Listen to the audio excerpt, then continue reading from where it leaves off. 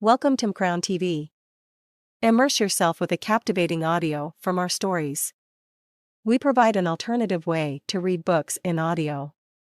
We upload many audiobooks as possible, from bestsellers to timeless classic. Subscribe and stay tuned for new upload. Episode 176, Doppelganger. Of course, Alex didn't believe her. How could he not recognize his own girlfriend? Although he couldn't figure out why she didn't seem to know him, he refused to give up. He said assertively, "Debbie, why don't you recognize me? I'm Alex." "Alex?" Leona looked surprised. She looked curiously at him as he blushed. She really couldn't remember ever meeting this young man before. He said, "Have you forgotten the day that we had vegetable risotto together at the edge of Ramsey Lake, and then you bought rotten fruits for me? Or when you tried to help me repay Mr. Morgan's money by going to work in that restaurant? Then do you remember we went for treatment together on Harmony Island, and then we came back and lived together in the villa? Have you forgotten all these things?" He was desperately trying to remind her of their life together. "I'm sorry, but I don't know what you're talking about. I don't remember any of that." She shook her head. She didn't understand why this strange man in front of her was acting as if he was in love with her. "Don't punish me like this, Debbie. I know I treated you badly. Are you punishing me because I didn't protect you? Beat me, yell at me, but please don't pretend to not know me. I really can't live without you," he begged her. He thought that she must be pretending not to know him. His heart felt like it was being cut in two. "I'm not pretending that I don't know you. I really don't remember you," Leona said. She was starting to feel a bit uncomfortable with this strange man. "Debbie, I beg you not to punish me anymore," Alex pleaded. Then he suddenly remembered the necklace that he had given her and that she had always regarded as a treasure. She had written about it many times in her diary and said that she would never take it off. He was positive that she would be wearing it right then. He said, "Actually, I have a way to prove that you're my girlfriend, Debbie. I gave you the necklace that you're wearing right now. Show it to me." "My necklace?" Leona was stunned. She reached under her top and pulled out the necklace that she always wore. Looking at Alex, she asked, "Did you buy this necklace for me?" Alex was surprised when he saw the necklace that she pulled out.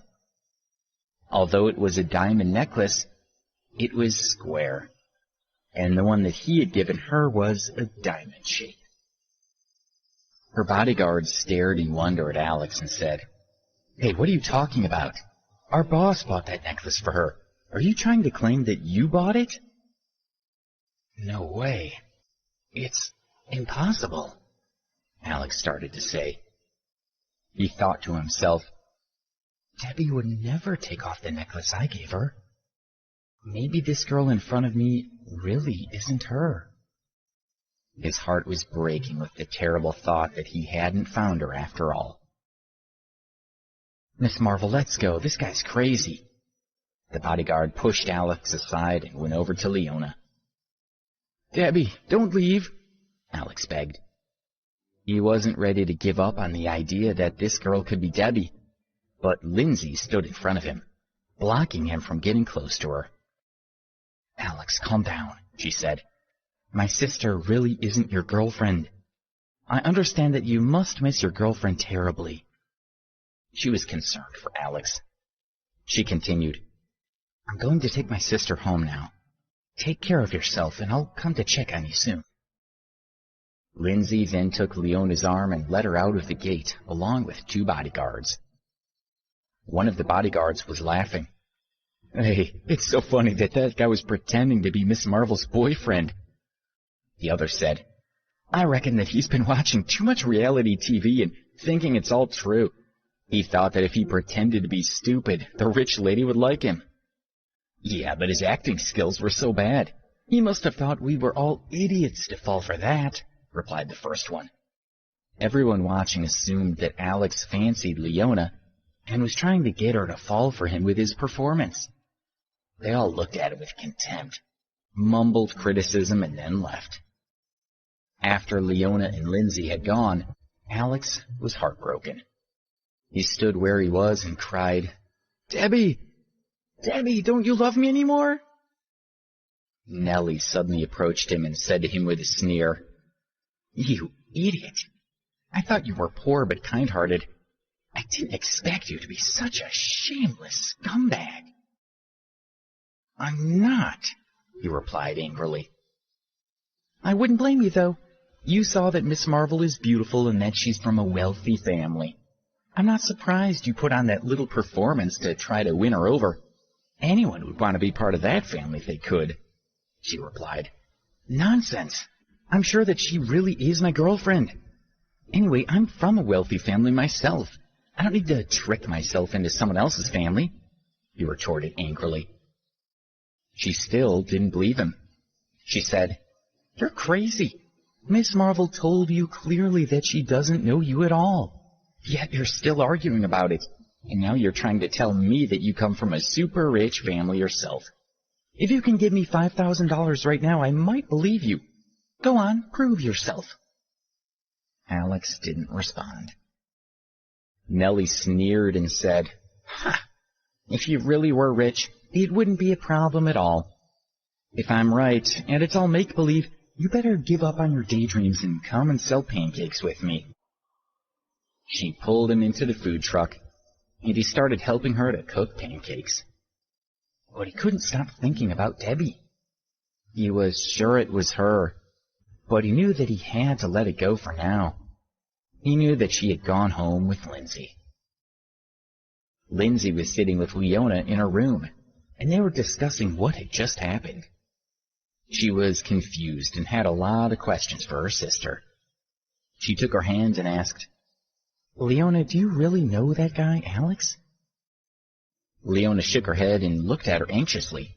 She said, "No, I don't remember him at all."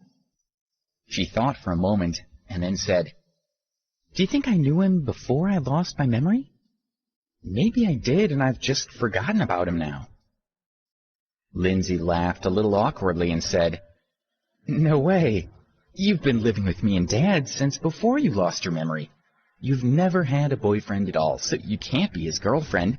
"Yes, that's true. Although I lost my memory, you and Dad know everything about my past. If he was my boyfriend, you would know about him," Leona said, trying to reassure herself.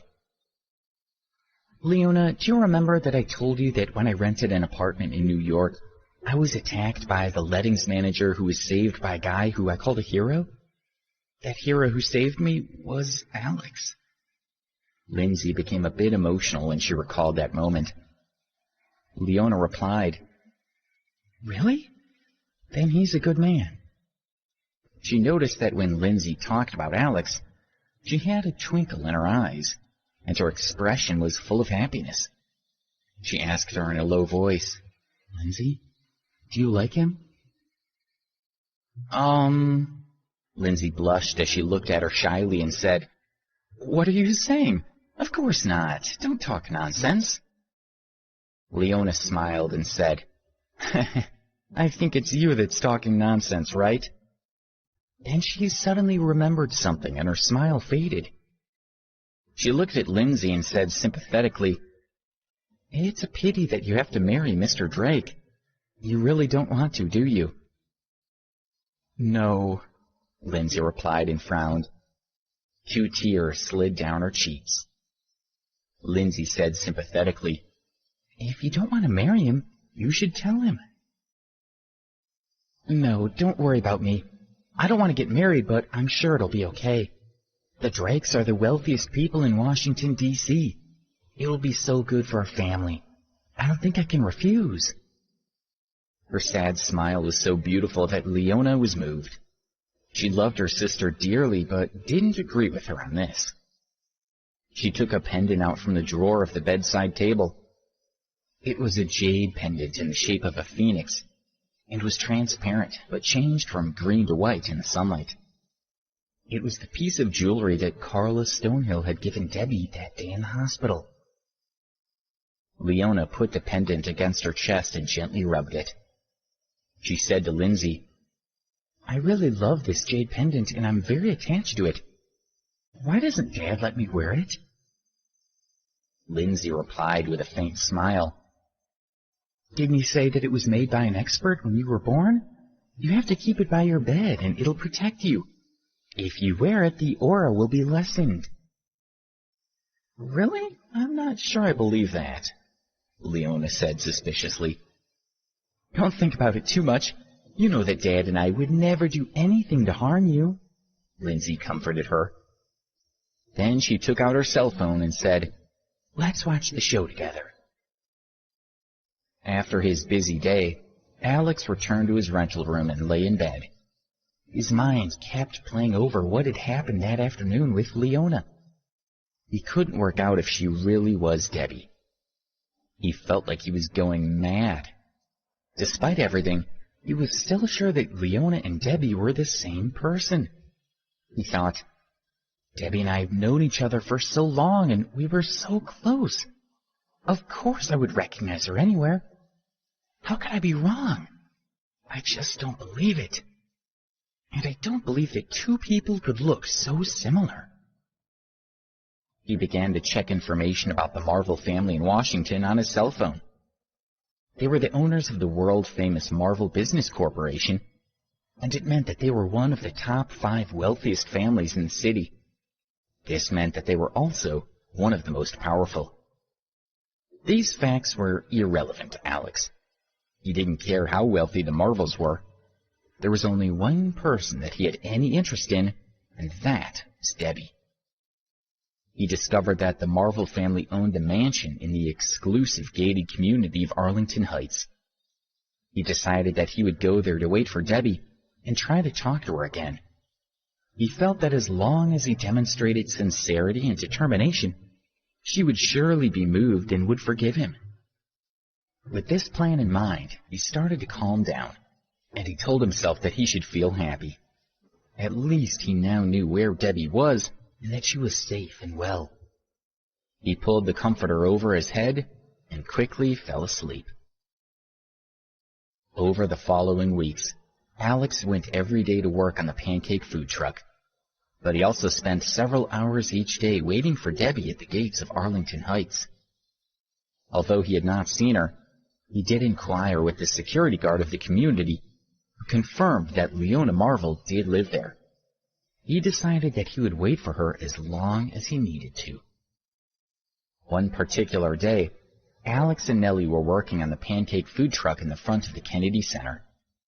During the morning, they had done well, but in the afternoon the weather became colder, and it looked as if it was going to rain. The number of tourists dwindled. At 4:30 that afternoon, Alex said to Nellie, "Business is really slow now. You'll be fine on your own. I'm going to go." He removed his apron and hat and prepared to leave. Nellie knew that Alex was planning to go back to wait for Debbie at Arlington Heights, and she said coldly, "It's not time for you to go yet.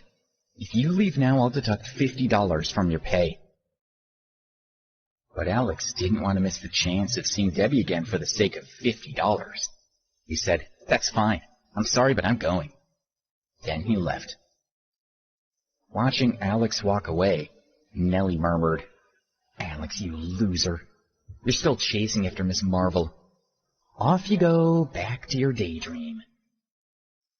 When she sat back down in the food cart, she felt very lonely.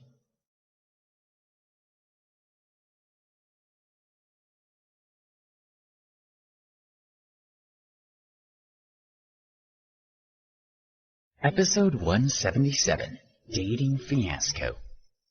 It took Alex more than an hour on a bus to get to the gates of Arlington Heights. "Man, here we go again," said the security guard as soon as he saw Alex. The security guard of Arlington Heights recognized him and took the initiative to say hello. Alex gave a polite smile and nodded as the man asked, "Are you looking for Miss Marvel again?" Alex didn't hide it. Maybe these security guards could provide him with some information about Debbie. The guard said with his smile, "Hey, You know you're making a bit of a fool of yourself, but at least you're keeping us entertained. On the other side, 2 more security guards were approaching. They all recognized Alex. One said, "Well, it looks like Alex is here again looking for Miss Marvel." The other replied, "Look at his clothes. That shirt hasn't been in fashion for at least a decade." His companion laughed and said to Alex, "Hey, buddy, weren't you selling pancakes earlier today? I'm sure you earn tens of thousands a month doing that. What makes you think you're good enough for Miss Marvel?" Seeing that Alex was dressed in scruffy clothes, and knowing that he worked at the pancake truck, the security guards couldn't understand how he had the nerve to try to visit Leona in her home. They thought he must be crazy. Alex couldn't be bothered to argue with them. During his 7 years of poverty training, he had been ridiculed and insulted numerous times, and he knew how to ignore it. The only thing he cared about was convincing Debbie to forgive him and go back with him. He sat quietly on the curb opposite the front gate of the community and waited. "This kid's in a dream," one of the guards said. Another said, "I think he must know that the Marvel family is in a hurry to find Miss Leona's husband. He must think he has a chance. What's he thinking of? Doesn't he realize they're looking for someone from a decent family in Washington? Not a little loser who sells pancakes. You have to give him credit that he has the balls to keep trying."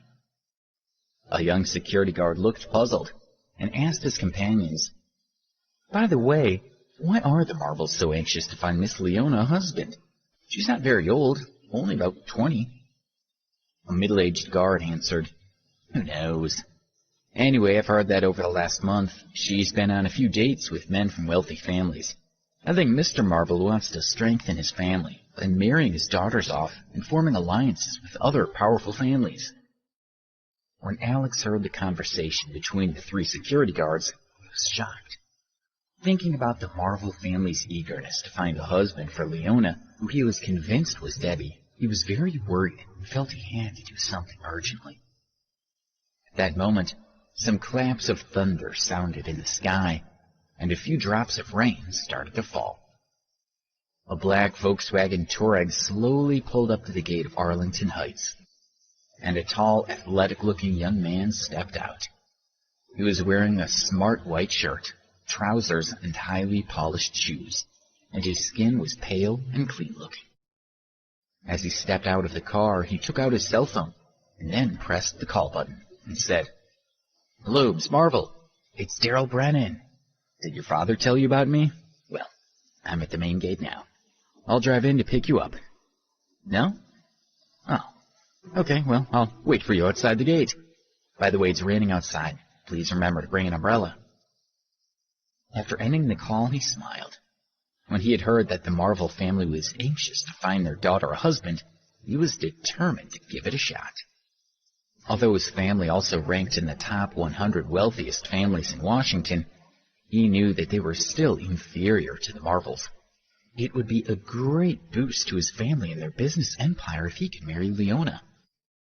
With this in mind, his father met with Leona's father and convinced him to let her go on a blind date with his son.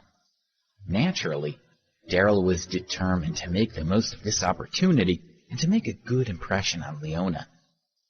He had heard that she had already been on 6 blind dates with eligible young men from wealthy families and had rejected all of them. Daryl was very much looking forward to this challenge. As he waited, he noticed a scruffy young man sitting on the curb staring at him. He felt irritated and swore at him. "What are you staring at, you piece of shit?" Alex looked at him coldly. Daryl said angrily, "Damn it, I asked you what you're staring at. You looking for a fight?" He was about to go over and teach the guy a lesson, when one of the security guards smiled and advised him, "Don't worry, Daryl, forget him. Don't waste your time on someone like him." "Yes, you're right. I have nothing to worry about with a loser like him," Daryl said as he stopped, sneered, and then turned and looked at the security guard. He asked, "Do you know who he is?" "I think he's the pancake seller." The younger security guard added, "Yes, he is.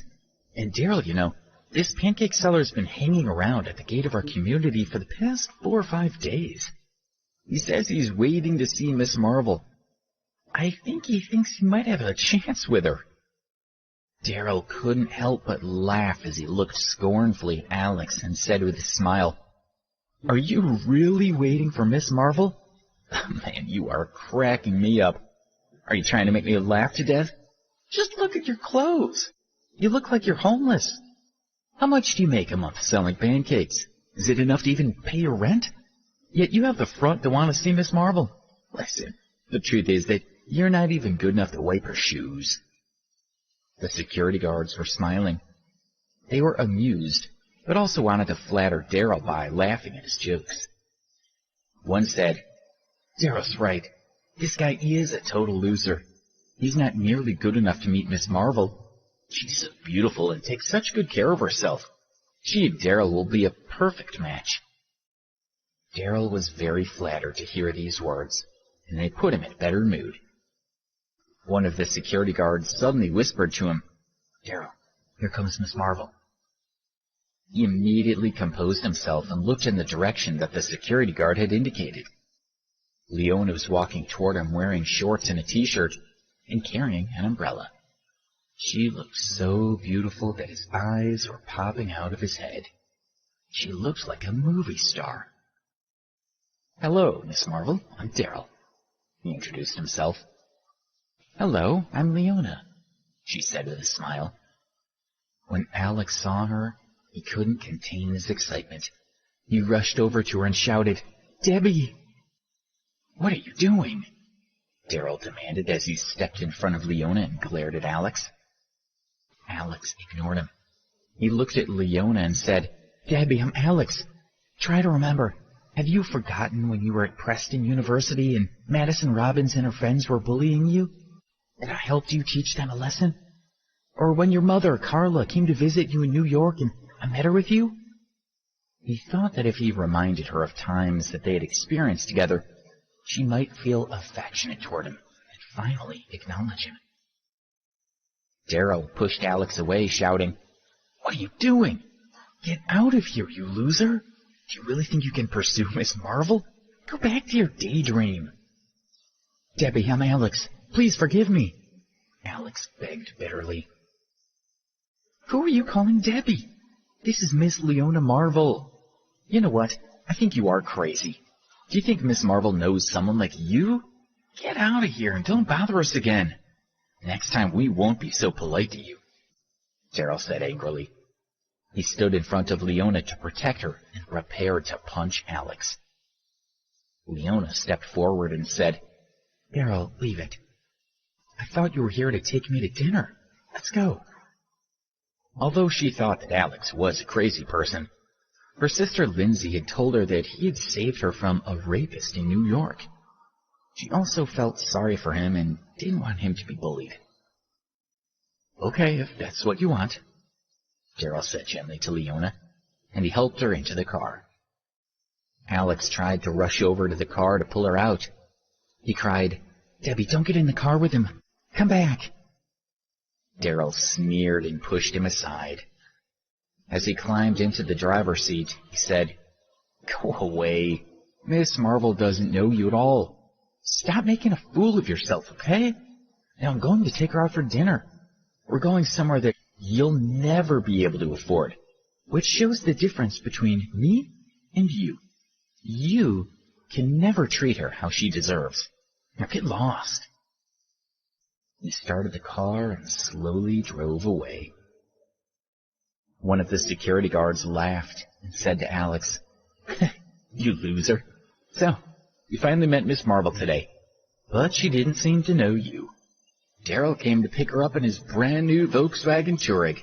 How did you get here? Did you take the number 11 bus?" joked another. The third security guard joined in.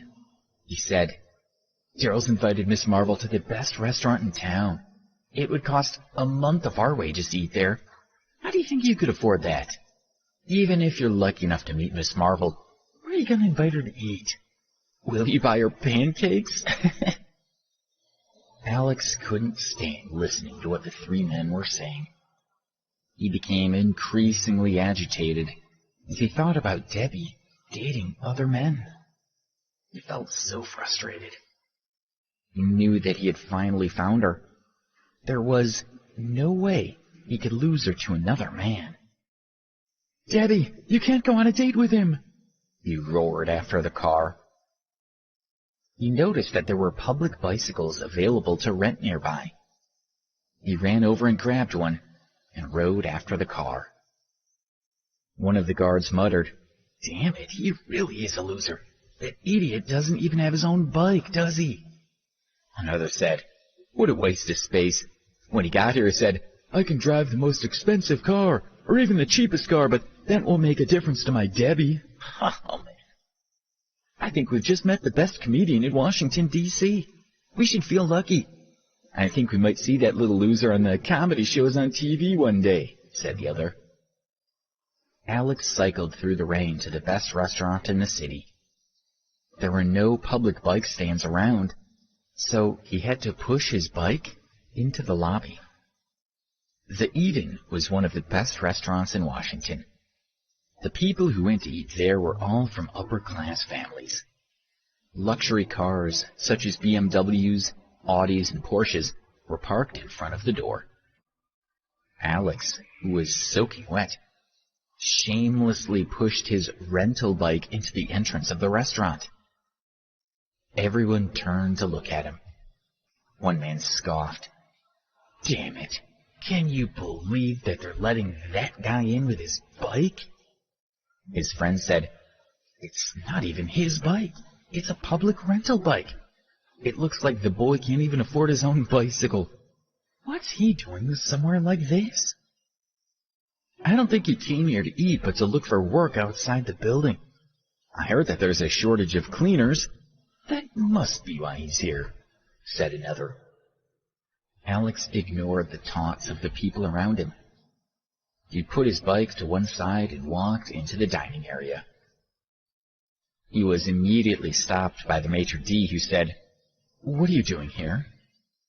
He thought Alex looked like a homeless man who could never afford to eat in a restaurant. He was dripping with rainwater.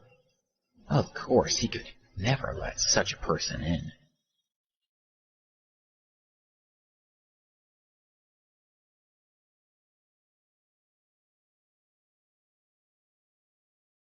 Episode 178, A Scene at the Restaurant. "Let me in. My girlfriend's in there," Alex said desperately. The thought of Debbie sitting and eating with Daryl was unbearable. The maitre d' replied, "Girlfriend? Can't you believe this loser thinks he has a girlfriend who can afford to eat here? Is your girlfriend really here?" "Yeah, she's probably only just gone in. She was with Mr. Brennan," Alex said. "You mean Daryl?" the man replied and sneered at him. "You're trying to tell me that the gorgeous girl with Daryl is your girlfriend? You're dreaming, aren't you? People will put off their dinner if I let you in there." "She is really my girlfriend," insisted Alex. Okay, so she's your girlfriend. Could you please just get away from our restaurant to carry on your dream elsewhere? Stop blocking our doorway. You're affecting our business," the man said, and tried to push Alex out of the way. Leona, who was dining in the restaurant, saw what was happening and felt sorry for Alex. But she was still a little afraid of him. She was not the Debbie that he was looking for, and she couldn't think how she could help him. Daryl, who was sitting opposite Leona, noticed that she was distracted by something going on at the door, and he called softly to her. She turned around, answered him, and continued to eat. He chatted to her. "The braised carp is a famous dish here. Try it, it's delicious." "Okay," Leona said, nodding slightly. Since first stepping into his car, she had now spent nearly an hour with Daryl, and she didn't feel anything for him. After the meal, she would let him down gently. "Ah!" she cried as a figure suddenly appeared in the window beside her, startling her. As she calmed down, she saw that it was Alex. "Debbie, don't be afraid. It's me, Alex," he hollered, squashing his face to the window. He could see that he had frightened her and felt terrible. "Leona, don't be scared. I'll ask the manager to get rid of him," Daryl said. He looked at Alex angrily through the window, stood up and walked away from the table. He found the restaurant manager and led him to the door, where he pointed at Alex and said, "Get rid of him. He's ruining my meal with Miss Marvel." The manager nodded and directed several security guards over to Alex. They tried to move him, and it ended in a scuffle. Finally, one of them shocked him with a taser, and he fell to the ground. They grabbed him by the arms and legs and carried him over to the road. "Let me go! Debbie, I'm Alex! I need to talk to you!" he shouted. He was still trying to get Debbie to forgive him. Daryl watched him being carried away by the security guards and sneered proudly. This loser had no right to pursue Leona. Only bachelors like him from wealthy families had that right. This loser from the street was dreaming. Suddenly he heard, "Let him go." Leona had been watching everything that had happened to Alex. She had seen how crazy he looked, and she was a little afraid of him, but she also knew that he still thought that she was his girlfriend. She felt sorry for him, particularly when she watched the security guards dealing with him so aggressively and even using a taser on him. He looked so pathetic when they picked him up and carried him to the road that she just couldn't bear it. "Miss Marvel, but he—" Daryl started to persuade Leona that Alex wasn't worth worrying about. But then he saw how upset she was. He didn't want her to think he was rude or uncaring, so he stopped himself and said, "Well, I can see that you're worried about him. I guess he just wants to ask you for money. Of course, we can't give him money, but maybe we should invite him to dinner with us." Daryl thought to himself, Leona is gentle and kind-hearted. She must feel pity for this loser. Perhaps to impress her, I should demonstrate that I'm also caring and compassionate. If she thinks that I'm like her, she's bound to fall for me. "Hey guys, put him down," Daryl yelled to the 4 security guards who were carrying Alex. They looked at him doubtfully, but dropped Alex onto the ground. He got up and ran straight to Leona, shouting, "Debbie!" When Leona saw him running toward her, she subconsciously moved behind Daryl, which made him very happy. He thought it was a very good sign. "Stop." He reached out to block Alex and said, "Let me explain to you once again that this lady is Leona Marvel, not Debbie. You have to stop dreaming. Do you understand?" Alex looked at Leona hiding behind Daryl and was bitterly disappointed. He couldn't understand why she wouldn't admit who she was and that she did know him.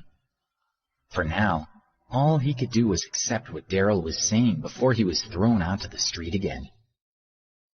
He looked at Leona and then nodded. Daryl told him, "Okay, good. As long as you understand. However, Miss Marvel feels sorry for you, so I'm inviting you to come in and have dinner with us." He looked snootily at Alex and then walked back into the restaurant with Leona. Alex watched Leona walk away and then followed them inside. The other guests were shocked to see him walk over and sit down at Leona and Daryl's table. Daryl called the waiter over and said to him, "Order whatever you want. Don't worry about the cost. Today, you're our guest." He was very proud of himself for finding a way to use this annoying situation with Alex to make himself look good in front of Leona. Alex was about to order when he noticed Leona gazing at him in confusion. He stopped for a second and said, "Debbie, do you really not recognize me?" "Do you not want to eat here or something?" Daryl said angrily as he glared at Alex. The audacity of this boy was unbelievable. Leona looked harshly at Daryl, and he was quiet. Then she looked at Alex and said with a small smile, "It's not that I don't remember you, but that I've never met you before. My name is Leona, not Debbie. What she didn't tell him was that she had lost her memory. She was convinced that Alex was a stranger and didn't want to share such intimate information with strangers. Alex was completely at a loss. He couldn't see any sign of deception in Leona's eyes. Was she really not Debbie? For the first time, Alex considered that this might be a possibility. He thought, they were as alike as two peas in a pod. I don't believe that two strangers can look so identical. Debbie must be testing me. That must be what's going on. Aren't you going to order? If you're not hungry, please leave now and don't ruin my date with Miss Marvel, Daryl said to him with some hostility.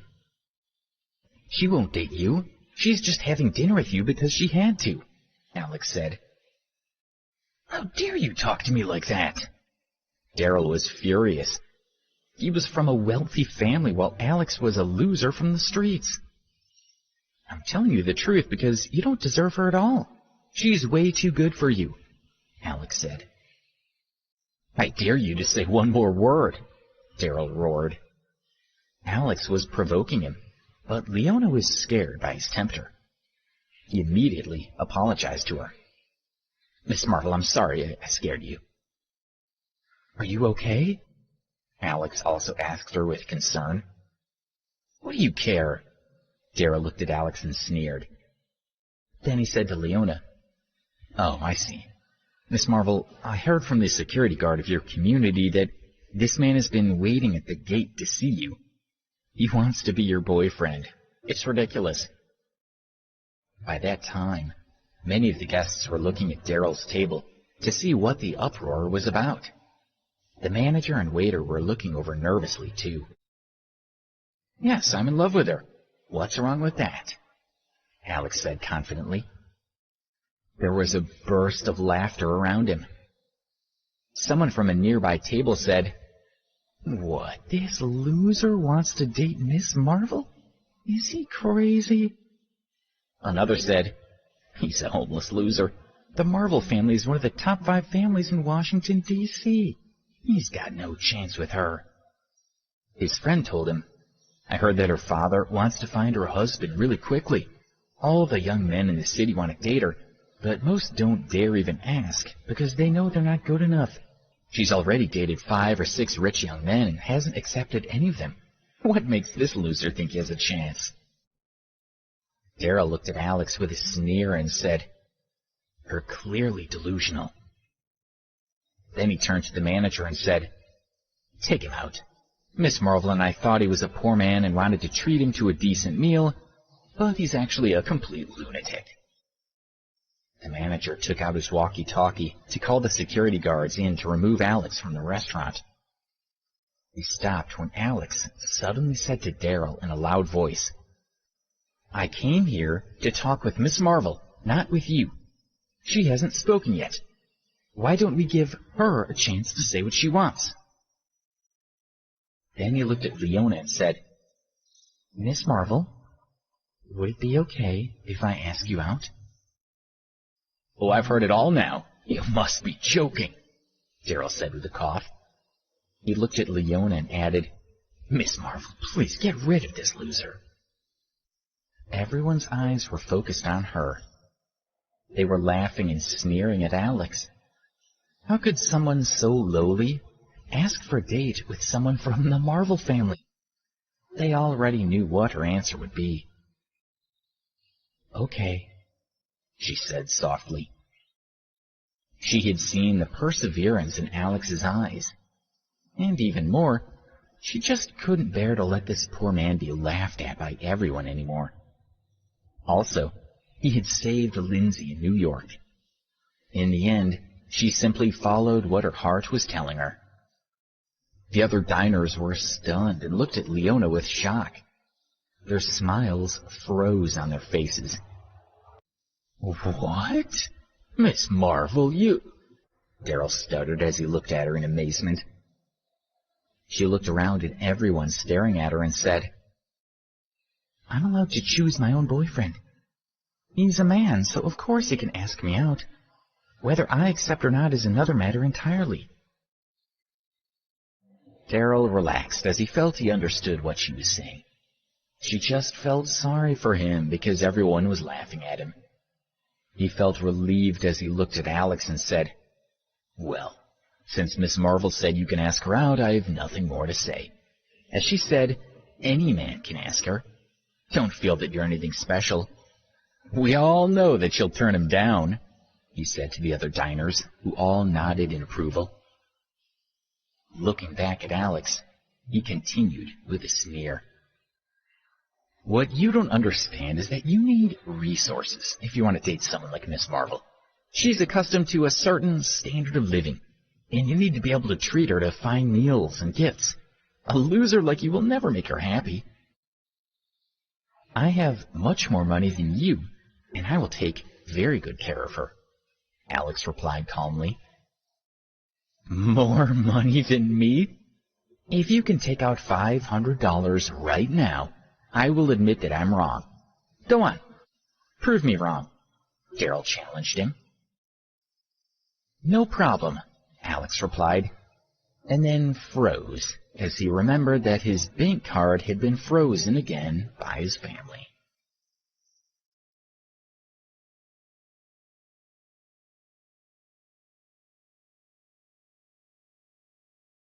Episode 179, A Taste of Childhood. Seeing Alex's discomfort, Daryl sneered and said, "Go on then, get the money. You can do it on your phone. $500 isn't much." "My money's been frozen, and I can't take it out for the time being," Alex explained calmly to Leona. "Shit, I bet his account's been frozen because he can't pay off his debts," laughed Daryl. Someone else shouted, "If you live on credit, how on earth do you think you can compete with Daryl?" Alex was devastated when he saw that Leona was looking at him suspiciously. He said anxiously, "Honestly, I'm not lying. I have a lot of money in my account, but my card is frozen." Daryl chuckled and said sarcastically, "Well, of course I believe you. Of course your card is just frozen, and you have a lot of money in your account." The other diners were finding the whole scene hilarious, and were all laughing riotously at Alex's expense. Alex didn't care what any of them thought. When he looked at Leona, her eyes flickered and she looked away. He was very anxious when he realized that she thought he was lying. Daryl was enjoying himself as he continued. "If you want to go out with Miss Marvel, you at least need to be able to take her out for a decent meal. From what I've seen, I don't think you can. So, tell us, can you treat her to a nice meal?" "Of course I can. You don't have to interrogate me," Alex said angrily. "Good. Now that you say yes, you can invite Miss Marvel to dinner right now. You're lucky because we haven't had our main courses yet. Can you afford it?" He looked at Alex with a cruel smile and continued, "If you can't afford it, please leave right now." Alex stuttered. He felt in his pocket and realized that he only had $10 on him. There was no way he could afford to pay for a meal in that restaurant. He didn't know what to say. Daryl saw him hesitate, and he gestured toward the door, indicating that he should leave. "Please," he said calmly. "I can afford it," Alex said in a loud voice. He couldn't stand to be humiliated in front of Leona. He needed to prove himself. He looked at her and said, "Wait for me here. I'll be back in 10 minutes, and I'll treat you to the best dinner you've ever had." He turned to Daryl and said, "Wait here. I'll be back really soon, and then I'll buy her a delicious dinner." He turned and ran out of the building. He took out his cell phone and immediately called Ken Stokes to ask him to unfreeze his credit card so that he could buy Leona dinner. But he only heard the engaged tone coming from the other end. He tried 3 times but couldn't get through. Then he tried Sam Woodsworth, and then Graham Sterling, but no one answered their phones. Ken had made it clear to Alex that as he was still looking for Debbie, the family would not allow him to use any of his family resources. He knew that the family was extremely strict about this, and that he must obey their orders. Damn! Alex hit the wall with his fist. His knuckles started bleeding, but the pain in his hands was only a fraction of the pain in his heart. What do I do? He asked himself. I don't want to let Debbie down. This situation is so unfair. He walked out onto the street with his heart in turmoil. He took out the $10 bill from his pocket with disgust.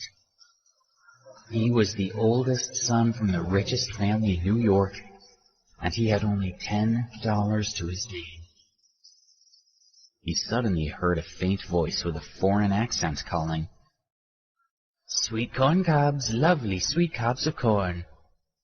Turning into a narrow street, he saw a middle-aged woman in plain clothes sitting on the curb with some corn cobs spread out next to her. The woman looked very poor. There were hardly any customers walking on the street because of the rain. Her clothes were wet, but she still sat there and tried to sell the corn. Alex couldn't help but think of Debbie's mother, Carla. When Carla was in New York, Alex had paid for her room at the Azalea Guest House. They had talked together about many things. Carla had told him that she had worked very hard to pay for Debbie to go to school when she was a child. She had often had to leave her at home alone when she went to work on a farm. At that time, Debbie was young and foolish. She used to hear from other children that their parents had taken them to fast food restaurants to eat hamburgers. She heard from her friends that hamburgers were delicious, but she had never tried one. When she came home from school, she told Carla that she wanted to eat a hamburger and begged her mother to buy her one. It was a very difficult time for Carla. She had no spare money to buy hamburgers, but she felt sorry for Debbie, so she bought her one anyway. Debbie ate it, and it was as good as her friends had said. After that, she asked her mother to buy her a hamburger every week. Then one rainy day, Debbie had gone with her class to visit the museum. As they walked there, she had seen her mother sitting on the roadside selling sweet corn. When her teacher told her that the corn was only 50 cents and the hamburger was $3, Debbie started to cry. She ran to her mother and hugged her for a very long time. Finally, she started to help her sell the corn. Debbie didn't find hamburgers so delicious after that day.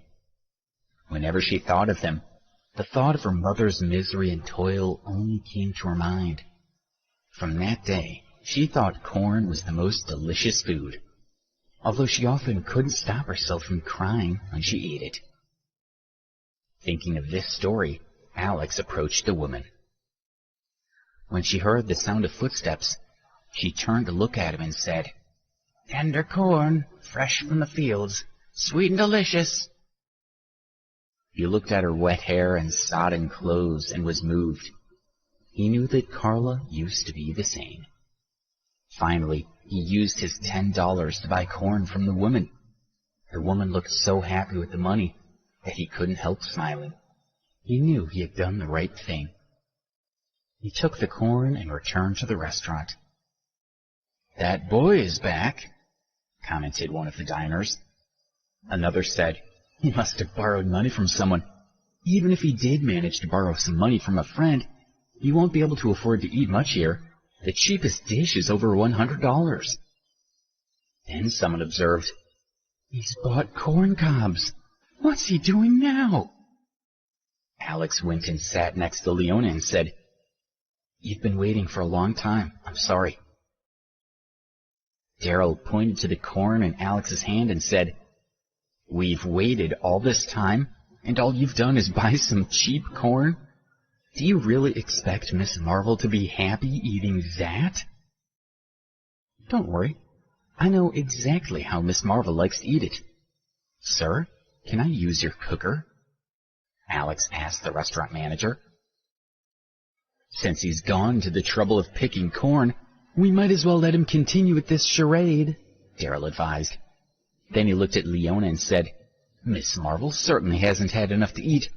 It just happens that I know a little bit about cooking. I'll show her what I can do in the kitchen, too. Darryl and Alex then walked into the kitchen together. After half an hour, they each came out with a plate of food, which they placed in front of Leona. Alex's plate contained 2 boiled corn cobs, while Darryl presented a shrimp stir-fry. Damn it, he really does expect Miss Marvel to eat plain corn. That's showing her such a lack of respect, commented one of the diners.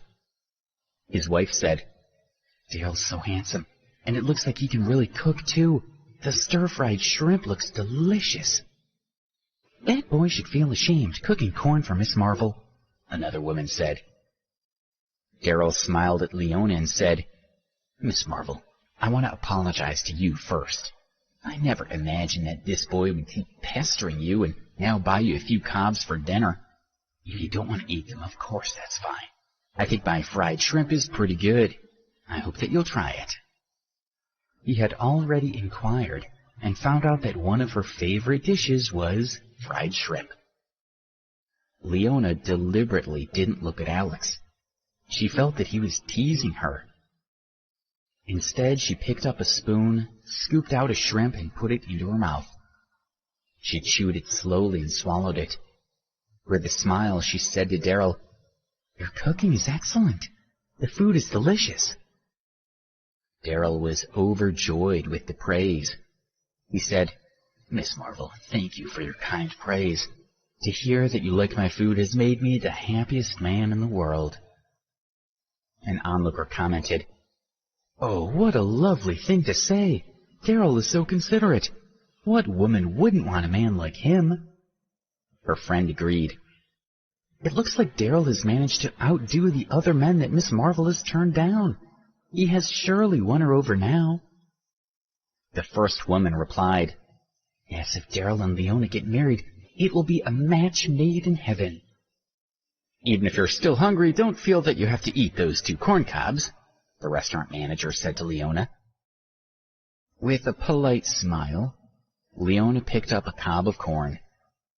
Although she really didn't want to eat the food brought by Alex, she felt that she should at least try it. After all, he had spent time preparing it. Leona gently bit on the corn. As she chewed it, she tasted it carefully and found it to be extremely sweet and tender.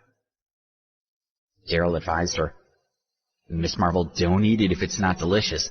Who knows where he picked it? There might be pesticides on it. Leona didn't seem to hear him. She took another bite, then a second, then a third. As she continued to eat, she started tearing up. The people watching looked at each other and didn't know what to think. Miss Marvel, what's the matter? Darryl asked her gently. He couldn't understand how eating a corn cob could make her cry. Leona put down the corn and wiped her tears with her hand. She replied, I don't know. When I eat this corn, I feel very sad. I feel guilty about something, and I can't help but crying. Miss Marvel, which of these 2 dishes do you like best? One of the onlookers suddenly asked. His friend retorted, Duh, isn't it obvious? How can the corn cob compare with Darryl's stir-fried shrimp? Darryl's dish won hands down, someone else said confidently. The boy's corn cob also made Miss Marvel cry. Now someone's got to kick him out, his friend said angrily. Leona started to say, and everyone else stopped talking and listened intently. She looked at the corn and said, I really like this corn. Darryl looked at her in disbelief. He said, What? Miss Marvel, do you like to eat plain corn? Do you really prefer it to my shrimp? He simply couldn't understand that simple corn cobs could be more delicious than his own fried shrimp dish. The other diners were also shocked. They chatted excitedly amongst themselves and wondered what was going on. Alex looked her straight in the eye and said earnestly, "Debbie, think hard. Your mother told me that corn is your favorite food because of something that happened when you were young. Corn once made you feel sad. Now, will you admit that you're Debbie?" When he saw her tear up while eating the corn, he was more certain than ever that this girl was Debbie.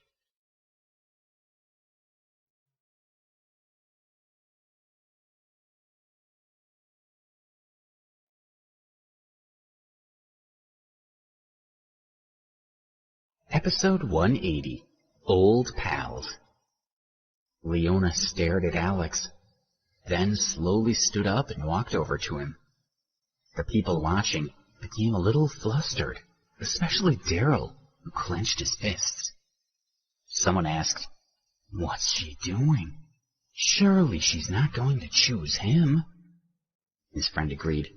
"It looks like she's willing to ruin her family over a cob of corn." "I just can't believe it," said another man. Alex was also stunned, and his heart fluttered as he wondered, is Debbie finally going to admit that she knows me? She went right up to Alex, looked him directly in the eye, smiled and said, "I want to thank you. Your corn was delicious. It made me feel very emotional, and because of this, I know for sure that you are deeply in love with your girlfriend, Debbie. I'm very moved by your love. She's very lucky to have a boyfriend who loves her as deeply as you do. But I'm really not her. I'm really not Debbie. So I hope that from now on you will respect the fact that your girlfriend and I are two different people. You must stop thinking that I am her." She felt that his obsession with her was bad for both of them, so she wanted to convince him that he was making a mistake. When she finished speaking to Alex, she went back over to Daryl. One onlooker said, "Oh, I was worried then. I thought that she was going to accept him, but she just let him down very gently." "Hey, the boy's unbelievable. You really thought he could win her affections with a corn cob," said another. His companion agreed. He needs to get over it and understand that she's rejected him. Everyone can see that Miss Marvel and Daryl are a perfect match. Daryl was relieved when he saw that Leona had rejected Alex, and he wondered how he had ever felt threatened by him. After all, he was just a loser from the street. Miss Marvel would never be attracted to someone like him. He said to Leona, "Miss Marvel, ignore him now. I think there's something wrong with him. You haven't eaten much. Sit down and let's get back to our meal." "I'm full, thanks. I'd like to go home, please," Leona said. "Okay, I'll take you back now," Daryl said as he picked up the car keys from the table. "Let's go." "You don't have to take me. I can get home by myself," Leona told him. She continued, "Listen, Daryl, I enjoyed having dinner with you today, but I don't think that we're suited to each other. If you like, we can just be friends." Daryl's smile froze. He was embarrassed by her rejection, but wasn't prepared to give up yet. He asked, "Please, can you tell me what I did wrong? Miss Marvel, if you tell me, I will change it. We had too little time alone tonight. You haven't had a chance to get to know me properly." "No need to, but thank you," Leona said to him with a smile. At that moment, Leona's bodyguard walked into the room. He said, "Yes, the car's outside." Leona nodded to Daryl and Alex respectively, and then followed the bodyguard out of the restaurant. Again, the other diners started to comment. One woman said, "I think Miss Marvel just rejected Daryl." His friend said, "Daryl must feel even worse than that other loser. After all, she let him down gently, but her rejection of Daryl was brutal. The woman said, "Don't let Daryl hear you say that. He already looks so angry." Daryl stood on the spot and watched Leona through the window as she climbed into the car and drove away. He felt angry and frustrated. He had been planning this evening for a long time, and even before the meal was over, Leona had rejected him. He felt that she had given him even less chance to prove himself than she had given that loser Alex. The whispers of the onlookers made him blush and feel humiliated. He had already paid for the meal, so he simply glared at Alex and left quickly. The manager quickly ushered Alex out of the restaurant after him. Alex had started to feel a little more optimistic.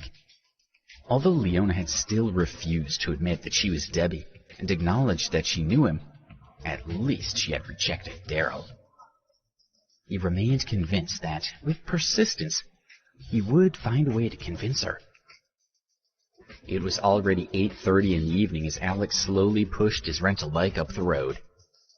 At that moment, he heard someone cry, "Alex!" He looked up and saw that it was his high school hall monitor, Miriam Henley, and her boyfriend, Jake. "Did you come to the restaurant by bike?" Miriam asked him. "Honey, Alex must be the person that we saw being kicked out of the restaurant by the security guards," she said to Jake with a chuckle. "I can't believe that he dared to even go into that restaurant dressed like that." A BMW drove by. The owner leaned out of the window, pointed to Alex, and said with a smile, "Alex, no one can believe that you asked Miss Marvel out today. It's so funny that she rejected you like that in the restaurant. You loser." Miriam was astounded. "You asked out someone from the Marvel family? One of Mr. Marvel's daughters?" "Yes, this guy still dreams of marrying into the Marvel family, but he was rejected by Miss Marvel in person. He also quarreled with Daryl Brennan," the owner of the car answered her, and then sped away. Miriam was hysterical. She laughed. "Alex, you crack me up. You went to the restaurant dressed like that to ask Miss Marvel for a date?" She was laughing so much that she started rocking back and forth. She continued teasing Alex. "By the way, where do you work now? How much money can you make in a month? I think you might as well drop out of school and go to work in the electronics factory." "Hey, Miriam, what are you talking about? Alex is too good for the electronics factory," Jake joked. "He's one of the best students at Preston University. He wouldn't be seen dead at a factory. He's planning to be a top manager of a multinational business. Am I right, Alex?" "All right, let's leave him alone. Let's go to a different restaurant to eat. I still can't believe he thought he could afford to eat somewhere like this," Miriam said as she looked snootily at Alex, took Jake's arm, and walked away. Alex rode his bike back to his rented room. For the next 20 days, Alex continued with his plan. Every day he waited for an hour at the gate of Arlington Heights. But he was not as impulsive as he had been previously. When he saw Leona walking out of the building, he just stood quietly on the street and watched her. He was satisfied just seeing that she was well. Of course, he observed several other rich young men trying to court Leona, but none were successful. After nearly 3 weeks, however, she was still looking at him with puzzlement and anxiety. And he realized that she was starting to lose her patience with him. One day, Lindsay calculated that Alex had been waiting there for more than a month, and she couldn't understand what he was doing. She told him, "You better not wait here anymore. My sister really isn't this Debbie that you think she is. Waiting here like this isn't going to get you anywhere." Alex was used to a lack of comprehension from everyone who saw him. With a cool smile, he said, "Thank you, but she's the meaning of my life. How can I live without her?" "Is it really worth it? You must understand that my sister can't be with you." Lindsay frowned slightly. Alex didn't answer. He just sat quietly opposite the gate of Arlington Heights. Lindsay told him, "My sister is about to start school. She's studying at Richmond University. She's hardly ever going to come back here. There's no point in you waiting here anymore." "Okay, thank you for letting me know," he replied calmly. But inside his heart was hammering. Lindsay looked at him for a few seconds, then sighed and walked away. The next day, Alex followed Nellie to the RFK Memorial Stadium to set up the pancake stand. Nellie was becoming frustrated with Alex's visits to Leona every day and threatened to reduce his pay. She had already deducted money from his salary that month. Business was good for them at the stadium, and they made more than $200 that morning. At lunchtime, a girl approached the food truck and said, "2 pancakes, please." When she saw Alex, she said, "Alex, it's you." He looked at the girl carefully and recognized her as one of his old high school classmates, Philippa. They had never paid each other much attention in class. He smiled and said politely, "Philippa, what a coincidence. You're also here in Washington, D.C. But she ignored him and called to her friend, "Miriam, come over here." A moment later, Miriam came over. When she saw Alex working in the food truck, she smiled at him scornfully. Philippa took Miriam's arm and said with a smile, "Miriam, you told me a few days ago that Alex was here, but I didn't believe it. Now I know it's true." Miriam sneered. "I also said that he found a job. I didn't realize that his job was selling pancakes. It's hilarious." Philippa was still surprised. She said to Alex, "Yes, Alex, what are you doing?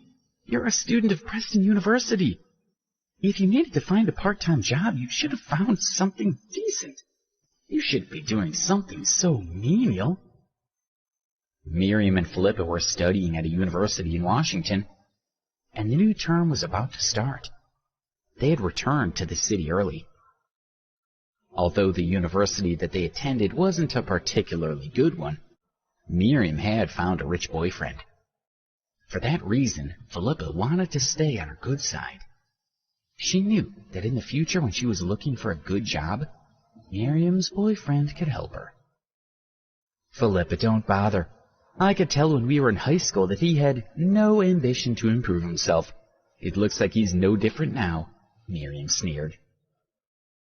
Miriam was proud of herself and looked down at Alex. At that moment, pungent smoke wafted into her face. Miriam and Philippa started choking. They quickly took a few steps back, bent down and coughed. When they finished coughing, Miriam pointed to Nellie and asked angrily, "What are you doing?" She saw that Nellie had burned the pancakes and was tilting the pan to let the smoke blow straight out toward them. "What's the matter?" Nellie asked with a smile. "I'm sorry, but it seems that I've burned your pancakes. Do you still want them?" Miriam was furious. "You have to cook fresh ones for us right now," she said. "I'm sorry, but I'm tired and it's too late to make fresh ones. If you want these, you can have them for free," Nellie replied with a smile. "You stupid cow! What do you mean you're too tired?" Miriam shouted as she glared at Nellie. She was ready to push her way into the food truck. But before she could move, Nellie tilted the pan and a stream of hot oil dripped onto the ground by her feet. Miriam squealed and stepped back. "Forget it, Miriam. Let's go and get food somewhere else," Philippa said. She took Miriam's arm and pulled her away. Thank you for listening to Crown TV. Please don't forget to subscribe, share and turn on the notification button.